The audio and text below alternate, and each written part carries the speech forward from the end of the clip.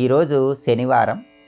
గోచార పరంగా ఉన్నటువంటి శనిగ్రహ దోషాలన్నీ తొలగింపజేసుకొని సమస్త శుభాలు చేకూరాలంటే ఎలాంటి సులభమైన విధి విధానాలు పాటించాలో నేటి శుభం లాభం అనే శీర్షికన పరిశీలిద్దాం.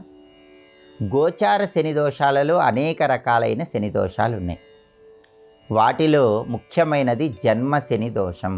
జన్మ శని దోషం అంటే మన జన్మరాశిలో కానీ మన నామరాశిలో కానీ శని భగవానుడు సంచారం చేస్తూ ఉన్నట్లయితే దాన్ని జన్మశని దోషం అనే పేరుతో పిలుస్తారు. ప్రస్తుతం శని భగవానుడు మీనరాశిలో ఉన్నాడు కాబట్టి మీనరాశి వాళ్ళకి జన్మశని దోషం నడుస్తోంది.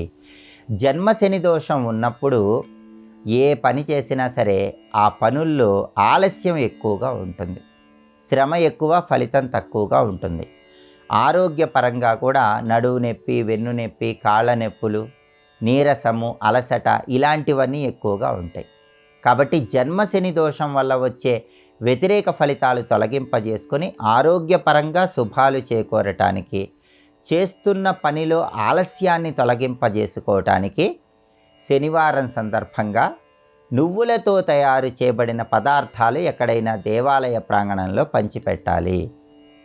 లేదా 1.25 కేజీ నల్ల నువ్వులు నలుపు రంగు వస్త్రంలో మూటగట్టి ఎవరికైనా దానం ఇవ్వాలి.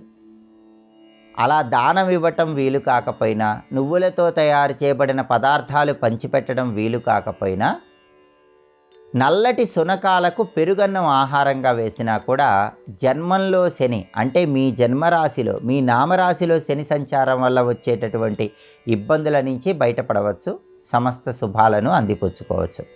అలాగే గోచార శనిగ్రహ దోషాలలో ద్వితీయ శని దోషానికి కూడా ప్రత్యేకమైన ప్రాధాన్యత ఉంది. ద్వితీయ శని దోషం అంటే ఏంటంటే మన జన్మరాశి నుంచి లెక్కబెట్టినప్పుడు వచ్చే రెండో రాశిలో శని సంచారం ఉన్నట్లయితే దాన్ని ద్వితీయ శని దోషం అంటారు. ఈ ద్వితీయ స్థానం అనేది వాక్ స్థానం, కుటుంబ స్థానం అంటారు, ధనస్థానం అంటారు. ప్రస్తుతం శని మీనరాశిలో ఉన్నాడు కాబట్టి కుంభరాశి వాళ్ళకి ద్వితీయ శని దోషం ఉంది. కాబట్టి కుంభరాశి వాళ్ళు ఏం మాట్లాడినా సరే అనుకోకుండా ఎదుటి వాళ్ళతో విభేదాభిప్రాయాలు కలిగే అవకాశాలు ఉంటాయి. అలాగే ధనపరంగా ఇబ్బందులు కలిగే సూచనలు ఉన్నాయి. కుటుంబంలో కూడా ఏది మాట్లాడినా కొంత వ్యతిరేకత ఎదురయ్యే సూచనలు ఉన్నాయి. ద్వితీయం అంటే అది వాక్స్థానం, ధనస్థానం, కుటుంబ స్థానం కాబట్టి కుంభరాశి వాళ్ళకి వాక్కు పరంగా, ధనం పరంగా, కుటుంబ పరంగా సమస్యలు ఎదురయ్యే సూచనలు ఈ ద్వితీయ శని దోషం వల్ల ఉంటాయి. ద్వితీయ శని దోషం వల్ల వచ్చే ఈ ప్రతికూల పరిస్థితులన్నీ తొలగింపజేసుకోవాలంటే కుంభరాశి వాళ్ళు శనివారం సందర్భంగా నల్ల నువ్వులు కలిపిన నీళ్లతో శివాభిషేకం చేసుకోవాలి. లేదా నల్ల నువ్వులు కలిపిన ఆవు పాలతో శివాభిషేకం చేసుకోవాలి. అలా చేస్తే శివానుగ్రహం వల్ల ద్వితీయ శని దోషాన్ని తొలగింపజేసుకొని సమస్త శుభాలను సిద్ధింపజేసుకోవచ్చు.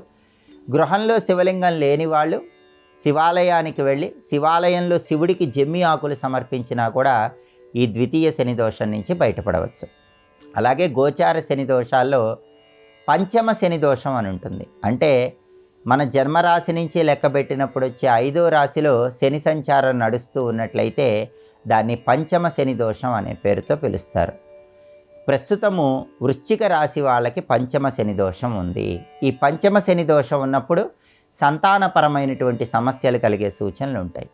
సంతానం వల్ల ఇబ్బందులు ఉండటం ఇలాంటి సమస్యలు ఎదురవుతూ ఉంటాయి. వృశ్చిక రాశి వాళ్ళు ఈ పంచమ శని దోషాన్ని తొలగింపజేసుకోవాలంటే పంచముఖ ఆంజనేయ స్వామి ఆలయానికి శనివారం వెళ్ళి 41 ప్రదక్షిణలు చేయాలి.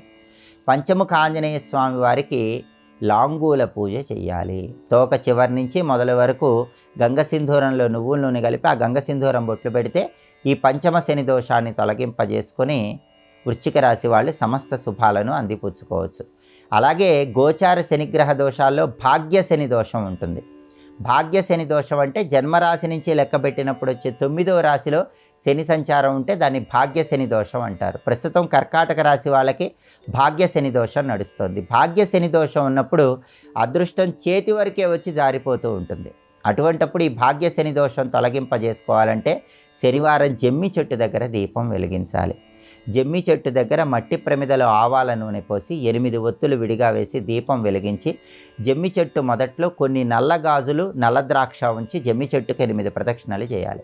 అప్పుడు భాగ్య శని దోషం తొలగిపోతుంది. అదృష్టం చేతి వరకే వచ్చి జారిపోకుండా అదృష్టాన్ని అందిపుచ్చుకోవచ్చు. కాబట్టి గోచార పరంగా జన్మశని, ద్వితీయ శని, పంచమ శని, భాగ్యశని, ఈ దోషాలన్నీ తొలగింపజేసుకోవటానికి మీ రాశిని బట్టి ప్రత్యేకమైన విధి విధానాలు పాటించండి.